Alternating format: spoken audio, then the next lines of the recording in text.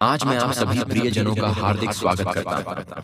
आज का संदेश उन 5 शक्तिशाली प्रार्थनाओं के बारे में है, जिन्हें आप हर सुबह अपने होठों पर लाइए और देखिए कि परमेश्वर किस तरह आपके जीवन को रूपांतरित कर देता है। मेरे कहने का अर्थ केवल शब्दों को दोहराना नहीं है, बल्कि पूरे दिल से, पूरे मन से, पूरे विश्वास से उन प्रार्थनाओं को बोलना है जो परमेश्वर के वचन पर आधारित है। मेरा यकीन मानिए, जब हम सुबह के समय परमेश्वर की ओर रुख करते हैं तो उस दिन के लिए हमें नई ताकत, नया विश्वास, नया उत्साह और नई उठान मिलती है। मैं आपसे प्रार्थना करता हूं कि अभी से अपने मन और आत्मा को खोल दीजिए, ताकि इस संदेश के दौरान आपको परमेश्वर की आवाज सुनाई दे और आपके भीतर की आग प्रज्वलित हो जाए। आप बस 2 मिनट भी इस संदेश में डटे रहिए और आप महसूस करेंगे कि पवित्र आत्मा आपके जीवन के हर सूने हिस्से में उतरना चाहता है, आपके हर दुख को दूर करना चाहता है, आपके हर असमर्थता के स्थान पर अपनी सामर्थ्य देना चाहता है। क्या आपने कभी अपने जीवन में ऐसा अनुभव किया है कि जब आप सुबह उठते हैं तो मन बोझिल होता है, दिमाग में परेशानियां घूम रही होती हैं, कल के बचे हुए चिंता के टुकड़े आज भी आपका पीछा कर रहे होते हैं और आपको लग रहा होता है कि आज भी शायद कल जैसे ही संघर्ष करने पड़ेंगे या उससे भी ज्यादा।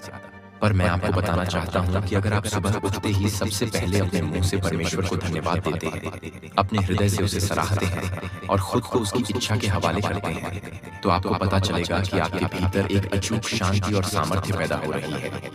यह वही सामर्थ्य है जो सिर्फ परमेश्वर से आती है। यही वे खजाने हैं जो दुनिया नहीं दे सकती। दुनिया हमें केवल भ्रम दे सकती है, क्षणिक सुकून दे सकती है, लेकिन असली चैन, असली शांति, असली आनंद हमें परमेश्वर में मिलता है। इसलिए आज हम उन 5 प्रार्थनाओं पर ध्यान देंगे, जिन्हें अगर हम हर सुबह ईमानदारी से परमेश्वर के सामने रखें तो हमारा जीवन बदलना शुरू हो जाएगा। मैंने कई लोगों को यह करते देखा है, मैंने स्वयं इसे अपने जीवन में आजमाया है और न जाने कितने गवाहियां सुनी हैं कि प्रभु ने कैसे अविश्वसनीय ढंग से लोगों का जीवन पूर्णतः बदल कर रख दिया है। सबसे पहली बात, जब हम सुबह परमेश्वर के सम्मुख आते हैं तो हमें एक दीनता और समर्पण के साथ आना होता है। सोचिए जरा, हम इंसान कितने कमजोर हैं, हमारी सीमाएं कितनी स्पष्ट हैं, कितनी बार हम गलतियां करते हैं और परमेश्वर के अनुग्रह के बिना कुछ भी नहीं कर पाते। लेकिन परमेश्वर हम पर अनुग्रह करता है, अपनी दया बरसाता है और हमें हर नए दिन के साथ एक नया अवसर देता है। जब आप सुबह उठें और अपनी आंखें खोलें तो सबसे पहले अपने हृदय में कहें, हे परमेश्वर, मैं आज के नए दिन के लिए तेरा धन्यवाद करता हूँ। मैं जाग गया हूँ, यही तेरा अनमोल वरदान है। तूने आज मुझे प्राण दिया, सांस दी, यह सब तेरी दया से है। मैंने कल क्या किया, कैसे रहा, क्या गलतियां की, मैं वह सब तेरे चरणों में रखता हूँ और तेरे अनुग्रह का स्वागत करता हूँ। यह विनम्रता भरी प्रार्थना हमारे दिन की शुरुआत एक सही दृष्टिकोण से कराती है। यह हमें याद दिलाती है कि हमारे पास जो कुछ भी है वह परमेश्वर की ओर से है और उसके बिना हम कुछ नहीं। मैंने देखा है कि जब लोग परमेश्वर के प्रति कृतज्ञता से दिन शुरू करते हैं तो उनमें एक अलग ही ऊर्जा और उत्साह होता है। उनका चेहरा चमकता है, वे चुनौतियों से घबराते नहीं, क्योंकि उन्हें पता है कि वे अकेले नहीं हैं, परमेश्वर उनके साथ है। अब दूसरी प्रार्थना के बारे में बात करूंगा, जो आपके जीवन में आध्यात्मिक उन्नति और अद्भुत सुरक्षा लाती है। हर सुबह परमेश्वर से कहें, हे प्रभु, आज मैं अपने आप को तेरी सुरक्षा के हवाले करता हूँ। मुझे तेरे पवित्र रक्त से ढांक दे, मुझे हर बुरे विचार, हर दुष्ट शक्ति, हर एक दुर्घटना से बचा और मेरे रास्तों को सरल बना। याद रखिए, यह दुनिया चुनौतियों से भरी है। दुश्मन को केवल इतना चाहिए कि आपका दिन बिगड़ जाए, आपका मन बिगड़ जाए, आपकी सेहत या आपके संबंधों में दरार आए। लेकिन जब आप रोज सुबह परमेश्वर से सुरक्षा मांगते हैं तो आप उस परमेश्वर के अदृश्य कवच के नीचे होते हैं। बाइबल में लिखा है कि अगर परमेश्वर हमारे साथ है तो कौन हमारे विरुद्ध होगा। आप जब परमेश्वर का सुरक्षा कवच ओढ़ लेते हैं तो आप उन विरोधी परिस्थितियों में भी अविचलित रह पाते हैं जो आमतौर पर आपको चिंता या भय में डालते हैं। मैंने कितने लोगों से सुना है कि वे रोज सुबह इस तरह प्रार्थना करते हैं और सारे दिन एक अदृश्य सुरक्षा को महसूस करते हैं, मानो परमेश्वर के हाथ ने उन्हें थाम रखा है। अब तीसरी प्रार्थना, इसका संबंध है हमारे विचारों और भावनाओं के शुद्धिकरण से। बहुत बार हम सुबह उठते ही नकारात्मक विचारों से घिर जाते हैं। कभी किसी व्यक्ति के प्रति कटुता, कभी अपने भविष्य को लेकर चिंता, कभी अपने आप को लेकर ही हीन भावना। ऐसे में सुबह सुबह सबसे बेहतरीन प्रार्थना है, हे परमेश्वर, मेरे मन को शुद्ध कर, मुझे नए सकारात्मक सुंदर विचार दे, मुझे अपनी दृष्टि दे, ताकि मैं अपने जीवन को उसी रूप में देखूं जैसा तू देखता है। मुझे अपने प्रेम से भर दे, ताकि मैं दुनिया को तेरी निगाह से देख सकूं। यह प्रार्थना आपके विचारों और भावनाओं को परमेश्वर के प्रेम से भरती है। जब आपका मन परमेश्वर से जुड़ा होता है तो नकारात्मकता स्वतः ही बाहर आने लगती है। हो सकता है बीच बीच में पुराने विचार फिर वापस आए, लेकिन यदि आपने सुबह उस प्रार्थना से शुरुआत की है तो आप परमेश्वर की संगति में बने रहेंगे। आपको एहसास होगा कि आपके भीतर की नकारात्मकता इतनी ताकतवर नहीं है जितना परमेश्वर के वचन का प्रकाश और उसका प्रेम है। बाइबल कहती है, अपने मन को नवीकृत होने दो। यही वह रास्ता है जिससे हम पवित्र आत्मा को अपना मार्गदर्शक बना पाते हैं। बिना पवित्र आत्मा के हमारे प्रयास कमजोर पड़ जाते हैं, पर जब पवित्र आत्मा कार्य करता है तो हमारा मन पूर्णतः परिवर्तित होने लगता है। इसके बाद चौथी प्रार्थना की बात करें तो उसका संबंध है हमारे आशीष और हमारी आवश्यकताओं से। सुबह के समय परमेश्वर से कहें, हे प्रभु, तू मेरी हर आवश्यकता पूरी करता है। तू मेरे परिवार की देखभाल करता है। तू मेरे काम काज, मेरे व्यवसाय, मेरी शिक्षा, मेरे करियर, मेरे संबंधों में अपनी आशीष दे। मुझे तेरी उपस्थिति हर काम में महसूस हो सकता है आप सोचें कि क्या इतनी ज्यादा मांगे करना ठीक है, पर बाइबल कहती है कि हम मांगे तो सही ताकि हमें मिले। परमेश्वर एक प्रेमी पिता है। वह अपने बच्चों से कहता है, मांगो और तुम्हें दिया जाएगा, ढूंढो और तुम्हें मिलेगा, खटखटाओ और तुम्हारे लिए खोला जाएगा। जब परमेश्वर ने आपको आशीष देने का वादा किया है तो उसे मांगने में संकोच क्यों? लेकिन यह मांग किसी लालच या स्वार्थ से न भरी हो, बल्कि इस समझ से भरी हो कि जो भी हमें मिलता है वह परमेश्वर का उपहार है और हमें उसे दूसरों के साथ बांटना है। जब हम परमेश्वर से आशीष मांगते हैं तो सिर्फ अपने लिए नहीं, बल्कि अपने परिवार, मित्रों, समाज के लिए भी मांगे, क्योंकि परमेश्वर आपको आशीष देकर चाहता है कि आप दूसरों के लिए भी आशीष का स्रोत बने। आपको याद होगा कि परमेश्वर ने अब्राहम से कहा था, मैं तुझे आशीष दूंगा और तुझसे सारी जातियां आशीष पाएंगी। ठीक उसी तरह जब आप अपनी आशीषों को अपने तक सीमित नहीं रखते तो परमेश्वर आपको और अधिक देता है। अब पांचवी प्रार्थना, जिसे बोलते ही आपके मन में एक नई आशा और बुलाहट का संचार होगा। सुबह उठकर कहें, हे परमेश्वर, आज तू मुझे अपने राज्य के लिए उपयोग कर।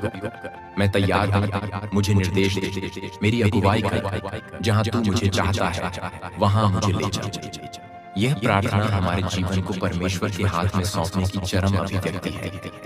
जब आप परमेश्वर से कहते हैं कि हे प्रभु, मेरा जीवन तेरा है, तू मुझे अपनी इच्छा अनुसार चला, तब परमेश्वर आपके सामने ऐसे दरवाजे खोलता है जो आपने सोचे भी ना होंगे। वह आपके जीवन में अपनी योजना को प्रकट करता है और आपको उसकी महिमा के लिए इस्तेमाल करना शुरू कर देता है। हमने बाइबल में देखा है कि कैसे सामान्य लोग, जिनके पास कोई बड़ी योग्यता नहीं थी, परमेश्वर का आह्वान स्वीकार कर महापुरुष और महान स्त्रियां बने। मिसाल के तौर पर पतरस, याकूब, यूहन्ना, वे तो साधारण मछुआरे थे, लेकिन प्रभु यीशु के पीछे चलने से उनकी जिंदगी ही बदल गई। परमेश्वर किसी व्यक्ति का चुनाव करने से पहले उसकी उपलब्धियों को नहीं देखता, वह केवल उसके आज्ञाकारी मन को देखता है, उसके समर्पित हृदय को देखता है। इसलिए जब आप कहेंगे, हे प्रभु, आज मेरी जिंदगी तू ले ले, मुझे जहां ले जाना है ले चल, तो आप देखेंगे कि वह आपको नई बुलाहट, नया कार्य, नया दिशा दिखाएगा। आपका हर दिन रोमांचक हो जाएगा, क्योंकि हर दिन आप परमेश्वर की योजना में भाग ले रहे होंगे। इतना ही नहीं, जब आप यह पांचवी प्रार्थना शुरू करते हैं तो आपके आसपास के लोग भी प्रेरित होते हैं। वे देखते हैं कि आप परमेश्वर की आज्ञा में कैसे चलते हैं, कैसे परमेश्वर आपके जीवन को संवारता है। ऐसे में बहुत से लोग परमेश्वर के निकट आते हैं। वे भी समझ जाते हैं कि परमेश्वर कोई दूर दराज बैठा शासक नहीं, बल्कि एक जीवंत परमेश्वर है जो हमारे साथ साथ चलता है, जो हमारे भीतर काम करता है। इसलिए इन 5 प्रार्थनाओं को आप केवल अपने लाभ के लिए नहीं, बल्कि दुनिया के लिए भी दोहराएं। क्योंकि जब आप परमेश्वर की इच्छा में चलने लगते हैं, तो आपकी रोशनी आसपास के लोगों को भी प्रकाशित करती है। अब आप सोच रहे होंगे कि क्या यह 5 प्रार्थनाएं सिर्फ एक बार बोल देना काफी है? बिल्कुल नहीं। यह तो रोज के अभ्यास की बात है। जिस तरह हम अपने शरीर की देखभाल करने के लिए रोज भोजन करते हैं, व्यायाम करते हैं, पानी पीते हैं, उसी तरह अपनी आत्मा की देखभाल के लिए भी हमें रोज प्रार्थना करनी होगी। आत्मिक जीवन कोई एक बार की घटना नहीं, बल्कि सतत चलने वाला सिलसिला है। जैसे जैसे आप इन 5 प्रार्थनाओं को अपनी सुबह की दिनचर्या में शामिल करेंगे, वैसे वैसे आपका विश्वास गहरा होता जाएगा, आपका आत्मिक बल बढ़ता जाएगा, और आप देखेंगे कि जो परेशानियां पहले आपको गिरा देती थी, अब वे परेशानियां आपके ऊपर हावी नहीं हो पाती। जो शंकाएं आपको मथती थी, उनका समाधान आपको परमेश्वर के वचन से मिलने लगता है। जो रिश्ते टूटने की कगार पर थे, उनमें नए सिरे से प्रेम और समझदारी आने लगती है। परमेश्वर यही तो चाहता है कि आप पूरी तरह से खुशहाल, संतुष्ट और पूर्ण जीवन जिए। लेकिन वह तभी संभव है जब हम सुबह उठकर सबसे पहले परमेश्वर की ओर मुड़ें। यदि हम यह 5 प्रार्थनाएं नियमित रूप से करें, तो हमें एक और महत्वपूर्ण बात पर ध्यान देना चाहिए: परमेश्वर से संवाद बनाए रखना। सुबह की प्रार्थना के बाद दिन भर हम क्या कर रहे हैं, कैसे सोच रहे हैं, किन शब्दों का इस्तेमाल कर रहे हैं, किन भावनाओं को भीतर पाल रहे हैं। जब हम सुबह परमेश्वर के आगे जाते हैं, तो हमें उसकी उपस्थिति को दिन भर अनुभव करना चाहिए। ऐसे में छोटी छोटी प्रार्थनाएं दिन भर करते रहना भी बहुत मददगार है। मन में आभार का भाव रखिए। जब भी कोई अच्छी बात हो, मन में कह दीजिए, धन्यवाद प्रभु। जब कोई चुनौती सामने आए, मन में बोल दीजिए, प्रभु तू मेरी मदद कर। यह आदत आपके और परमेश्वर के बीच संबंध को और गहरा करती जाती है। बहुत से लोगों को यह उलझन रहती है कि वे मेहनत भी करते हैं, प्रार्थना भी करते हैं, फिर भी फल क्यों नहीं मिलता या देरी क्यों हो रही है। मैं आपको बताना चाहता हूं कि परमेश्वर अपने समय पर कार्य करता है, और वह समय हमेशा सर्वोत्तम होता है। उसके विचार हमारी समझ से परे हैं। हो सकता है जिस चीज के लिए आप प्रार्थना कर रहे हैं, उसके लिए अभी आपका मन तैयार ना हो, या परमेश्वर आपके सामने कुछ और बेहतर द्वार खोलना चाहता हो, जिसकी आपको भनक तक नहीं। इसीलिए सुबह जब प्रार्थना करें, तो उस प्रार्थना के अंत में एक वाक्य और जोड़ दें: हे प्रभु, तेरी इच्छा पूर्ण हो, न कि मेरी। यह वाक्य हमारा दृष्टिकोण पूरी तरह बदल देता है। हम परमेश्वर को परमाधिकार सौंप देते हैं। फिर हमें बेचैनी नहीं होती, क्योंकि हम जानते हैं कि परमेश्वर हमारी प्रार्थना सुन रहा है, और उसने उसका उत्तर तैयार रखा है। भले वह उत्तर अब भी मिल रहा हो या थोड़ा समय बाद। मैं आपको एक छोटी सी गवाही बताना चाहता हूँ। एक परिवार था जिनके घर में आए दिन कलह रहती थी। सुबह होते ही पति पत्नी लड़ना झगड़ना शुरू कर देते, बच्चों पर भी चिल्लाते। घर का माहौल हमेशा तनावग्रस्त रहता। फिर एक दिन उनके किसी मित्र ने उनसे कहा कि आप सुबह उठकर सबसे पहले परमेश्वर से मिलें, उसके सामने झुकें और इन 5 प्रार्थनाओं को बोलें। उन्होंने पहले तो टाल मटोल किया, सोचा कि इतना सब करने का क्या फायदा होगा। पर फिर एक दिन उनकी हिम्मत टूटी। स्थिति से तंग आकर उन्होंने कहा, चलो आजमा के देखते हैं। उन्होंने सुबह के समय एक साथ घुटनों पर आकर परमेश्वर से प्रार्थना की। पहले उसे धन्यवाद दिया, फिर उसे सुरक्षा मांगी, अपने मन के नवीकरण के लिए गुहार लगाई, अपने घर परिवार और आवश्यकताओं के लिए प्रार्थना की, और परमेश्वर से कहा कि हे प्रभु, हमें अपनी इच्छा के लिए प्रयोग कर। इसी प्रकार वे रोज सुबह करने लगे। कुछ ही हफ्तों में उन्होंने पाया कि झगड़े कम होते जा रहे हैं, आपसी समझ बढ़ रही है, बच्चों में भी बदलाव दिखाई देने लगा। जब वे प्रार्थना के दौरान एक दूसरे का हाथ थामते थे, तो प्रेम का संचार होता था। आज उनका घर खुशहाल है, और वे उसी प्रभु की महिमा करते नहीं थकते। यह गवाही हमें प्रेरित करती है कि भले ही हमारी परिस्थितियां कितनी भी खराब क्यों ना हो, परमेश्वर हमारे लिए बदलाव ला सकता है, बशर्ते हम उसके पास आए और उसके वचन पर खरे उतरने की कोशिश करें। जब सुबह की पहली किरण के साथ हम परमेश्वर को पुकारते हैं, तो हम एक आध्यात्मिक ऊर्जा से लैस हो जाते हैं। यह ऊर्जा कुछ ऐसी है जिसे वैज्ञानिक उपकरणों से नापा तो नहीं जा सकता, पर जीवन के हर क्षेत्र में इसका असर देखा जा सकता है। कई लोगों ने बताया है कि उनकी कार्य क्षमता बढ़ गई है, वे दफ्तर में या अपने व्यवसाय में अधिक मन लगाकर काम कर पा रहे हैं, रिश्तों में मधुरता आ रही है, यहाँ तक कि उनकी सेहत भी सुधर रही है। ऐसा इसलिए होता है कि परमेश्वर हमारा शारीरिक, मानसिक, भावनात्मक और आत्मिक चारों स्तरों पर सुधार करता है। अब मैं आपसे गुजारिश करता हूँ कि इन 5 प्रार्थनाओं को सिर्फ सुनकर मत छोड़िए, इसे अपनी दिनचर्या का अभिन्न अंग बनाइए। सुबह उठते ही सबसे पहले आपका ध्यान परमेश्वर की ओर हो। अलार्म बजा, आंख खुली तो बस अपने मन में सबसे पहले प्रभु का स्मरण कीजिए। धन्यवाद प्रभु, आज के लिए, इस सांस के लिए, इस जीवन के लिए। फिर मन में कहिए, हे प्रभु, मुझे आज अपनी सुरक्षा में रखना। उसके बाद बोलिए, हे प्रभु, मेरे मन को शुद्ध कर, मुझे अपने प्रेम से भर। फिर कहिए, हे प्रभु, मेरी आवश्यकताओं को जानता है, तू मेरा पालनहार है, मुझे और मेरे अपनों को आशीष दे, ताकि हम सब तेरे लिए जी सकें। और अंत में, हे प्रभु, मुझे आज अपने राज्य के लिए उपयोग कर, जहाँ चाहो वहाँ ले चल, जैसी तेरी इच्छा। इस क्रम को आप अपने शब्दों में ढाल सकते हैं, अपनी भाषा में बोल सकते हैं। परमेश्वर हमारे शब्दों की बनावट या भाषा से ज्यादा दिल की सच्चाई देखता है। वह देखता है कि क्या आप वाकई उसके सम्मुख झुक रहे हैं या बस रस्म-अदायगी कर रहे हैं। ध्यान रहे, प्रार्थना एक जीवंत वार्तालाप है। जब आप ये 5 प्रार्थनाएं पूरी कर लेते हैं तो थोड़ा रुककर परमेश्वर की आवाज को भी सुनने की कोशिश कीजिए। मन को शांत कीजिए, बाइबल के कुछ वचनों का मनन कीजिए। हो सकता है परमेश्वर किसी पद के माध्यम से आपसे बात कर रहा हो, या फिर आपके मन में किसी व्यक्ति को क्षमा करने, किसी की मदद करने, कहीं जाने, कुछ नया शुरू करने का विचार डाल रहा है। प्रार्थना का असली अर्थ सिर्फ बोलना नहीं, सुनना भी है। जब आप प्रार्थना के बाद कुछ देर परमेश्वर के सम्मुख शांति से बैठते हैं, तब पवित्र आत्मा आपकी आत्मा से संपर्क करता है और आपको मार्गदर्शन देता है। जो लोग कहते हैं कि हमारा जीवन बहुत अस्त व्यस्त है, समय नहीं मिल पाता, तो मैं उनसे कहता हूँ कि सुबह का समय निकलना सबसे आसान है, क्योंकि उस समय हम दुनिया के शोर शराबे से पहले ही जाग जाते हैं। भले 15 मिनट पहले उठ जाए, लेकिन परमेश्वर के साथ वह 15 मिनट आपके दिन की दशा और दिशा दोनों बदल सकता है। जैसे एक छोटा सा बीज एक विशाल वृक्ष बन सकता है, उसी तरह थोड़ी सी सुबह की प्रार्थना आपके जीवन में परमेश्वर के आशीर्वादों का विशाल वृक्ष विकसित कर सकती है। मैं जानता हूँ कि कुछ लोग कहेंगे कि हम तो प्रार्थना करते हैं, फिर भी हमारी दिक्कतें खत्म नहीं होती।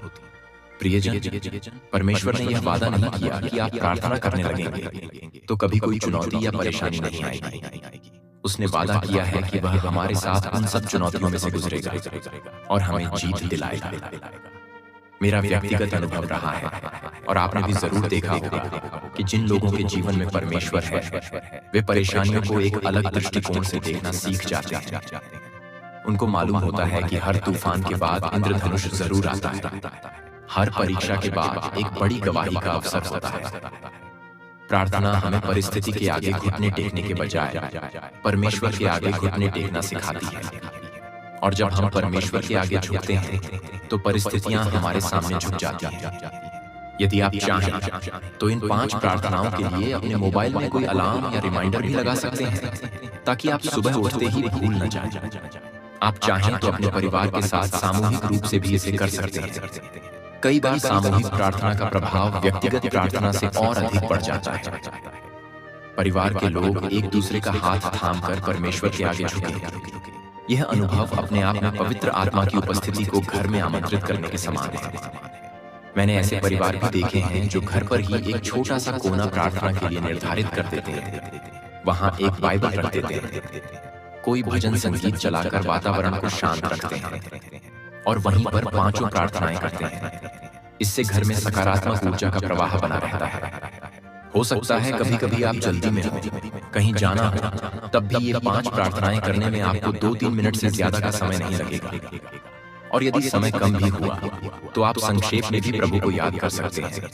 लेकिन कोशिश यह कीजिए कि रोज अपने मन और आत्मा को परमेश्वर के हाथों में सौंपे बिना घर से बाहर न निकलें। यह आपके आत्मिक कवच की तरह काम करेगा, आपकी सोच को स्वर्गीय आयामों से जोड़ देगा, आपके बोल में प्रेम और अनुग्रह भर देगा और आपको दिन भर पवित्र आत्मा द्वारा निर्देशित करेगा।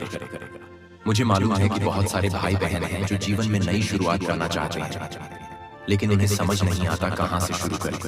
मेरा सरल सुझाव है, सुबह की प्रार्थना से शुरू कीजिए।